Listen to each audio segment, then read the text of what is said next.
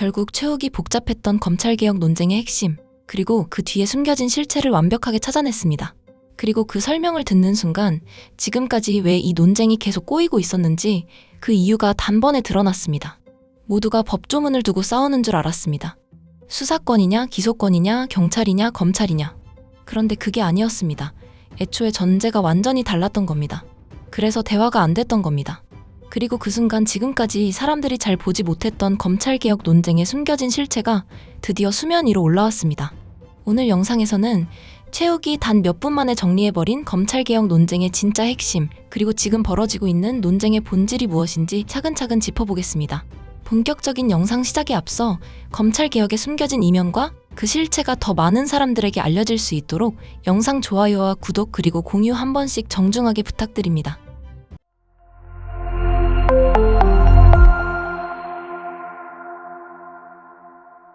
검찰개혁 이슈로 어제 정부 법안 설명을 듣는 자리를 마련을 했었는데 어제 방송 이후에 제가 곰곰이 고민을 좀 한번 해봤습니다. 왜냐하면 어제 굉장히 다시 한번 방송을 보시면 굉장히 흥미로운 지점이 있을 거예요. 뭐냐면 어제 이제 법조인 세 분이 여기 앉아 계셨어요. 검찰개혁 이슈 전에 사법시험 관련한 이슈를 먼저 다뤘었어. 네네. 근데 이렇게 세 분이 앉아 계셨는데 대화가 너무 잘 되는 거야. 서로가 생각이 조금씩 다르지만 그럴 수도 있겠네요. 저럴 수도 너무 대화가 잘 돼. 그런데 검찰개혁 딱 들어가는 순간 대화 자체가 안 돼. 대화 자체가 안 되더라. 그래서 왜 그런 걸까? 내가 곰곰이 생각을 해봤는데 그 원인을 제가 결론 짓기로는 전제가 달라. 그러니까 세부적인 법률에서 대화가 안 되는 거야. 정부 입법안을 찬성하는 분들을 제가 편의상 찬성파라고 얘기를 할게요. 정부 입법안을 좀 수정해야 된다고 생각하는 사람들을 반대파라고 편의상 제가 표현을 하겠습니다. 반대파가 생각하는 검찰개혁은 검찰청의 권한을 다른 기관으로 분산을 시키고 분산시킨 이후에 발생하는 문제는 새로운 방법으로 보완하자. 요게 전제야. 그런데 찬성파가 생각하는 검찰개혁은 검찰청의 권한을 다른 기관으로 분산시키고 분산시켰을 때 발생하는 문제는 검찰로 보완하자. 요게 완전히 달라. 이 전제가. 그러니까 구체적인 법조문으로 들어가면 다 갈라서는 거야. 대화가 안 돼. 그래서 요게 전제가 딱 다르더라고요. 자, 이제 최욱이 어제 방송에서 이야기했던 검찰개혁 논쟁의 핵심을 한번 정확하게 짚어보겠습니다. 검찰개혁 논쟁은 법률 문제가 아니라 애초에 전제가 완전히 다르다는 것. 즉, 같은 문제를 두고 토론하는 것이 아니라 서로 다른 문제를 놓고 이야기하고 있었다는 겁니다. 지금 검찰개혁 논쟁이 왜 이렇게 격렬해졌는지 이해하려면 먼저 두 진영의 전제를 정확히 봐야 합니다. 많은 사람들이 지금 논쟁을 보면서 이렇게 생각합니다. 법조문 때문에 싸우는 거 아니야? 수사권이 누구에게 가느냐 문제 아니야? 하지만 최욱이 발견한 핵심은 이것입니다. 지금 검찰개혁 논쟁은 세부 법률 문제가 아니라 전제 자체가 다르다는 것입니다. 즉, 같은 개혁을 두고 이야기하는 것 같지만 사실은 전혀 다른 개혁을 이야기하고 있다는 겁니다. 그래서 이걸 이해하기 위해 논쟁을 딱 두 가지로 나눠보겠습니다. 먼저 정부 안에 문제가 있다고 보는 쪽의 전제입니다. 이쪽의 생각은 매우 단순합니다. 검찰 권력을 분산해야 한다. 왜냐하면 지금까지 대한민국 검찰은 세계적으로도 매우 특이한 권력을 가지고 있었기 때문입니다. 검찰은 수사권, 기소권, 영장청구권 이 세 가지를 동시에 가지고 있습니다. 수사권은 범죄를 조사하고 사건을 만드는 권력입니다. 기소권은 그 사건을 법정에 넘길지 말지를 결정하는 권력입니다. 영장 청구권은 사람을 체포하거나 압수수색을 할 수 있는 권력입니다. 즉, 한 기관이 사건을 만들고 그 사건을 재판에 넘기고 사람을 체포할 수 있는 권한까지 모두 가지고 있었다는 겁니다. 그래서 권력이 지나치게 집중됐습니다. 그리고 그 권력이 여러 번 정치적으로 남용됐다는 비판이 계속 나왔습니다. 그래서 검찰개혁의 출발점은 이것이었습니다. 검찰 권력을 나누자. 즉, 수사권은 다른 기관으로 보내고 검찰은 기소 중심 기관으로 바꾸자는 겁니다. 이게 검찰개혁의 핵심 원칙입니다. 그리고 이렇게 권력을 나누면 당연히 새로운 문제가 생길 수 있습니다. 예를 들어 경찰 권한이 커질 수도 있고 수사기관 간 충돌이 생길 수도 있습니다. 하지만 이쪽의 생각은 이겁니다.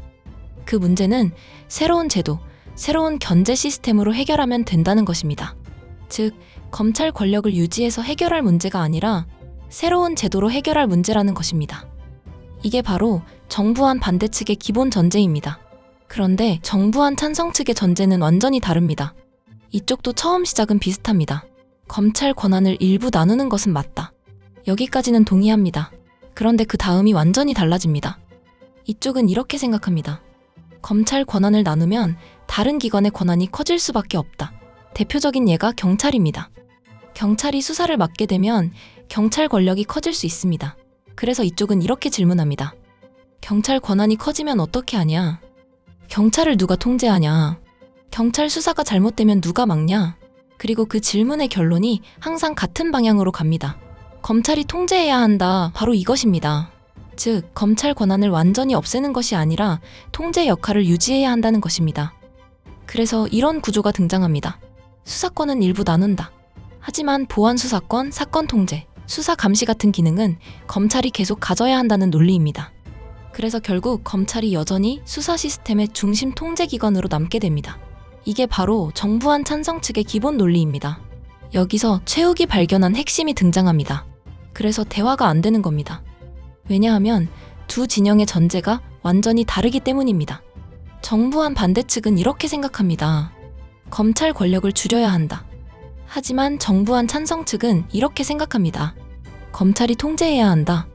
즉, 검찰을 견제 대상으로 보는 쪽과 검찰을 통제기관으로 보는 쪽이 완전히 다른 출발점에서 이야기하고 있습니다.